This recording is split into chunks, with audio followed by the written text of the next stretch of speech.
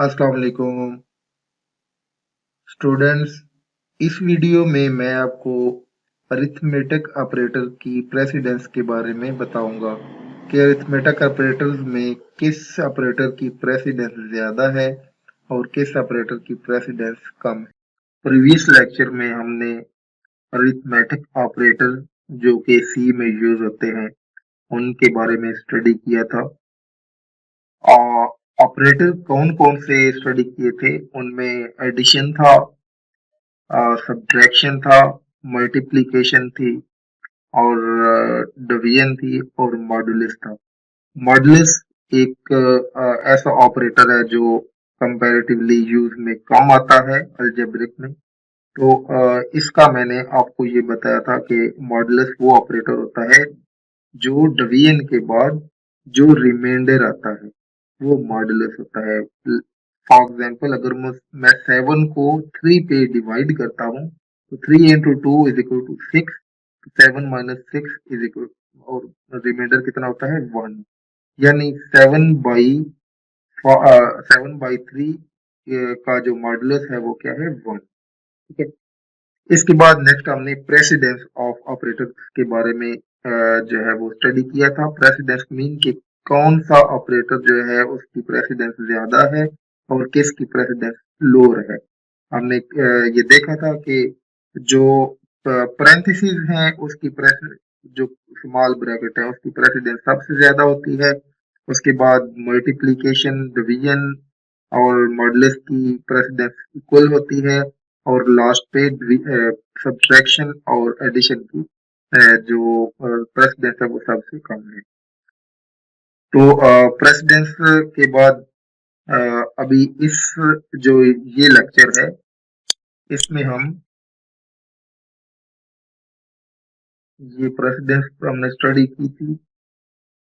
इस लेक्चर में हम एक प्रॉब्लम स्टेटमेंट लेंगे जिसमें जो ऑपरेटर्स की प्रेसिडेंस है, अरिथमेटिक ऑपरेटर की प्रेसिडेंस उसको हम यूज करेंगे।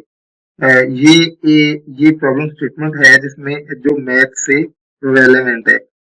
इसमें हम यूजर से रेडियस इनपुट लेंगे और रेडियस से फिर हम सर्कल का एरिया, डायमीटर और सर्कमफेरेंस वो मालूम करेंगे।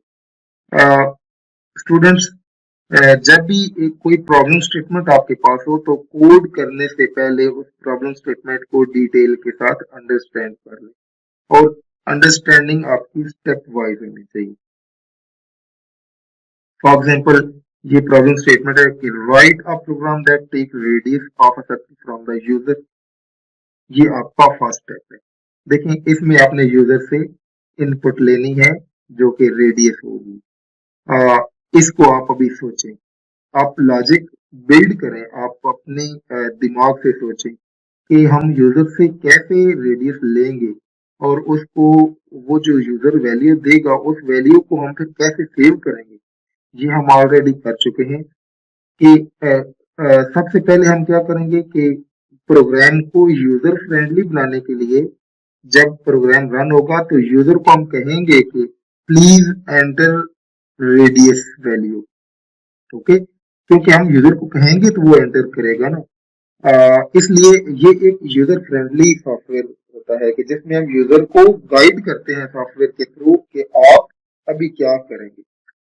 ठीक है, तो हम सबसे पहले क्या करेंगे इस फर्स्ट स्टेप में कि सी आउट करके हम डिस्प्ले कराएंगे कि please enter value of radius.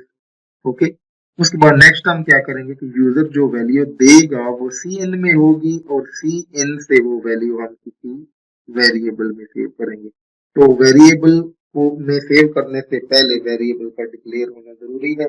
तो हम क्या करेंगे, रेडियस एक वेरिएबल डिक्लेयर करेंगे और इसकी डेटा टाइप कौन सी होगी ये डिपेंड करता है कि अगर रेडियस आपने होल नंबर में रखना है या इशारिया वाले फ्लोटिंग पॉइंट नंबर में रखना है। यूजुअली रेडियस को हम फ्लोटिंग पॉइंट वाले नंबर को प्रिविलेज देते हैं क्योंकि ये यूजर पे डिपेंड करता है। यूजर इसको 2.4 कर सकता है, 3.5 कर सकता है। तो इसलिए फ्लोटिंग पॉइंट नंबर लेने के लिए हम जो रेडियस की डेटा टाइप है वो भी फ्लोट यूज करेंगे। क्योंकि फ्लोट अगर डेटा टाइप आप यूज करते हैं तो फिर यूजर चाहे होल नंबर दे या फ्लोटिंग पॉइंट नंबर दे, यानी 2 दे या 2.5 दे, दोनों को हम floating point float data type के वेरिएबल में सेव कर सकते हैं। तो हम जो यूजर रेडियस देगा उसको हम वेरिएबल में सेव कर लेंगे। तो ये देखिए फर्स्ट स्टेप हमारा यहाँ पे बिल्कुल इजीली और सिंपल वे से हमारा क्लियर हो गया कि हम सी आउट के जरिए यूजर को कहेंगे कि वो रेडियस दे, फिर हम फ्लोट डेटा टाइप का रेडियस वेरिएबल डिक्लेयर करेंगे, फिर जो सी एन में वैल्यू होगी उसको हम रेडियस वेरिएबल में सेव करेंगे। ओके, नेक्स्ट है and calculate the diameter circumference and area. Next हम क्या करेंगे कि हम ये तीन चीजें डायमीटर सर्कल सर्कमफेरेंस और एरिया कैलकुलेट करेंगे। तो ये कैलकुलेट करने के लिए इन तीनों के अलग अलग फार्मूलाज हैं। ये देखिए फार्मूला क्या है, diameter equal to radius into radius. तो रेडियस इनटू रेडियस ये हम दोनों को मल्टीप्लाई करेंगे और फिर ये देखिए असाइनमेंट ऑपरेटर है, single equal sign assignment operator. तो जो भी रेडियस इनटू रेडियस को मल्टीप्लाई करके वैल्यू आएगी उसको हम इस डायामीटर में सेव करेंगे। तो ये डायामीटर एक्चुअली क्या होगा, ये डायामीटर जो है ये एक वेरिएबल होगा जो कि हम पहले डिक्लेयर कर लेंगे, और ये वेरिएबल हमारा फ्लोट डेटा टाइप का होगा क्योंकि डायामीटर हमारा जो है इसमें पॉइंट आ सकता है। Next circumference is equal to 2 pi और ठीक है, तो 2 into pi into R, pi 22/7 या 3.14 इसकी वैल्यू होती है। रेडियस ऑलरेडी यूजर से हमने लिया हुआ है, तो इसकी जो मल्टीप्लीकेशन के बाद जो रिजल्ट होगा उसको हम सर्कमफेरेंस वेरिएबल में जो हमने ऑलरेडी डिक्लेयर किया होगा उसमें सेव कर लेंगे। और थर्ड हमारा area is equal to pi R square, यानी पाई इंटू रेडियस। तो ये जो वैल्यू होगी जो भी रिजल्ट होगा उसको हम एरिया वेरिएबल में सेव कर लेंगे। ओके, तो ये हमने जो है इसका सेकंड स्टेप ये अंडरस्टैंड कर लिया, और लास्ट स्टेप क्या है, एंड डिस्प्ले द रिजल्ट। और लास्ट पे हम जो डायमीटर सर्कमफेरेंस और एरिया कैलकुलेट कर चुके होंगे इनको हम सी आउट के जरिए डिस्प्ले करा देंगे। ओके, तो हम अपने प्रोग्राम की सेकंड सेशन में हम चलते हैं। अपने लेक्चर के सेकंड सेशन में आपको पता है कि हम प्रैक्टिकल करते हैं, कोडिंग करते हैं, तो हम डेव सीपीपी में जाते हैं। यहाँ पे आकर मैं एक न्यू सोर्स फाइल ये क्रिएट करता हूँ। ये एक न्यू सोर्स फाइल क्रिएट हो गई है। तो इस सोर्स फाइल के अंदर मैं इस CO को खत्म करता हूँ। इसमें सबसे पहले हमने क्या किया था कि हम सी आउट करके यूजर को कहेंगे please enter value of radius. Okay, तो अभी यूजर जो वैल्यू देगा उसको सेव करने के लिए मैं एक रेडियस का वेरिएबल बनाऊंगा। रेडियस होगा तो वेरिएबल क्या होगा, फ्लोट और डी के नाम से मैं पुट कर लेता हूँ रेडियस। और आपको पता है कि रेडियस के बाद मैंने सर्कमफेरेंस भी जो है वो यूज करना है। सर्कमफेरेंस वेरिएबल भी हमें यहाँ पे डिक्लेयर करना पड़ेगा, तो मैं ये इधर ही कर लेता हूँ। ये जरूरी नहीं है कि आप यहाँ पे डिक्लेयर करें, ये जरूरी है कि जब आपने वेरिएबल में कोई वैल्यू स्टोर करनी है तो उससे पहले डिक्लेयर होना जरूरी है। तो यहाँ पे मैं डिक्लेयर कर लेता हूँ सर्कमफेरेंस, इसका मैं शॉर्ट फॉर्म लिखता हूँ सर्कमफेरेंस फ्लोट, सर्कमफेरेंस के बाद डायामीटर के बाद फ्लोट ए और एरिया पूरा लिख लेता हूँ। तो अभी यूजर सबसे पहले क्या, वैसे इसका जो कोड जब आप लिखते हैं तो कोड को कोशिश करनी चाहिए कि एक सीक्वेंस के साथ चले। एक प्रोग्राम जो है वो एक सीक्वेंस के साथ चले जिसमें एक जो रीडेबिलिटी है वो ज्यादा हो जाती है।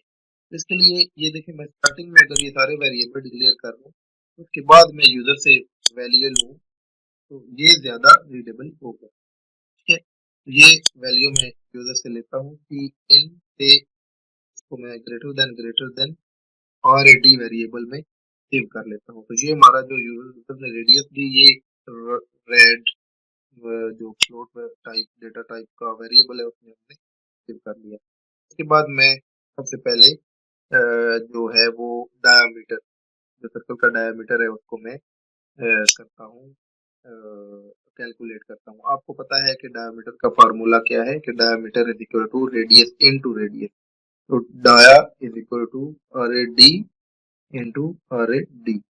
ठीक है, तो रेडियस इनटू रेडियस जब ये मल्टीप्लाई हम करेंगे तो इसका जो भी रिजल्ट आएगा वो हम डाया, जो हमारा एक डेटा टाइप है, इसको हम उसमें सेव कर रहे हैं, तो ये हमारा डायमीटर कैलकुलेट हो जाएगा।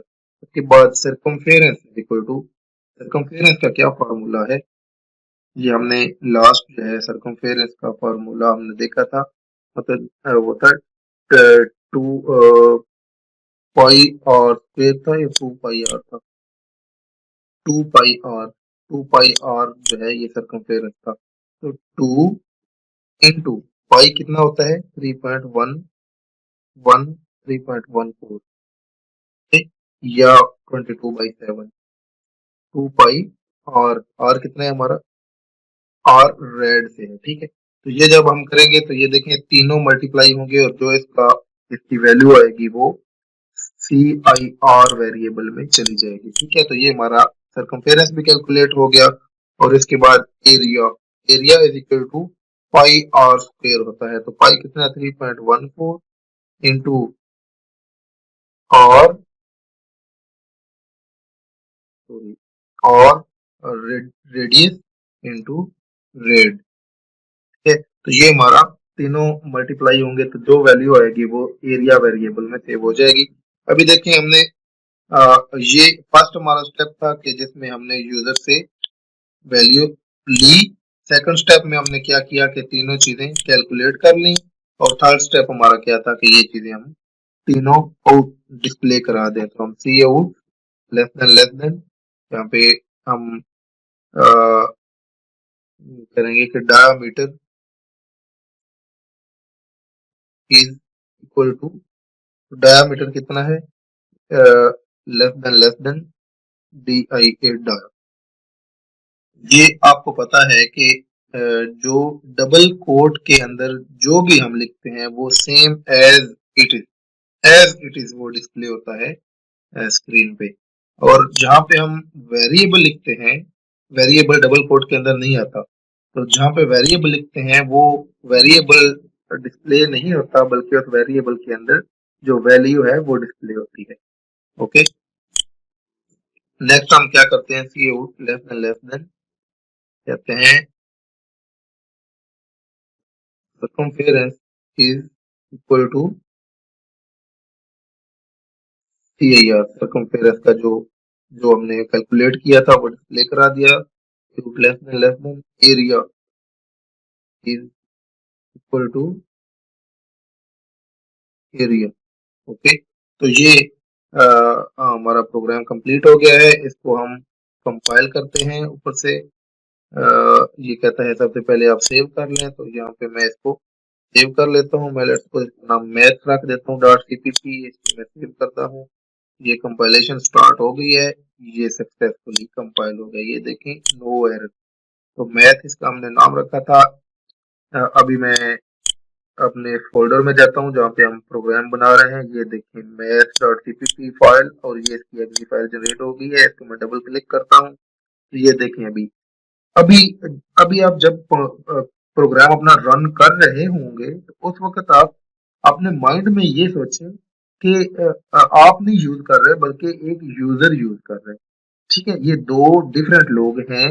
कि आप जब प्रोग्राम कोड कर रहे होते हैं तो आप अपने आप को प्रोग्रामर की जगह पे लिखें रखें। ठीक है, कि आप एक प्रोग्रामर है जो प्रोग्रामिंग कर रहे हैं, और जब आप ये रन करके यूज कर रहे होते हैं तो आप अपने आप को एक यूजर की जगह जगह पे रख के ये यूज करें। ठीक है, तो देखें अगर यहाँ पे हमने प्लीज, आपने बीइंग अ प्रोग्रामर आपने please enter value of radius ना लिखी होती, ठीक है, तो एक जब आप एज अ यूजर यूज करते तो आपको कैसे पता चलता कि यहाँ पे क्या मांगा जा रहा है, क्या कहा जा रहा है। ठीक है, तो यही यूजर फ्रेंडली सॉफ्टवेयर होते हैं। ठीक है, तो यहाँ पे लेट्स गो 3 0.7 ये आप भी अगर यूजर एंटर करता है एंटर करते हैं तो ये देखें इसने डिस्प्ले करा दिया diameter is 13.69 circumference is 23.2 area is 42.98 ठीक है। तो ये हमारा जो प्रोग्राम है ये आज का ये कंप्लीट हो गया। इस प्रोग्राम में हमने एक प्रॉब्लम स्टेटमेंट ली, उस प्रॉब्लम स्टेटमेंट को हमने स्टेप वाइज अंडरस्टैंड किया, उसके बाद उसको हमने कोड किया और कोड करके हमने इसको कंपाइल किया और इसकी आउटपुट हमने देखी।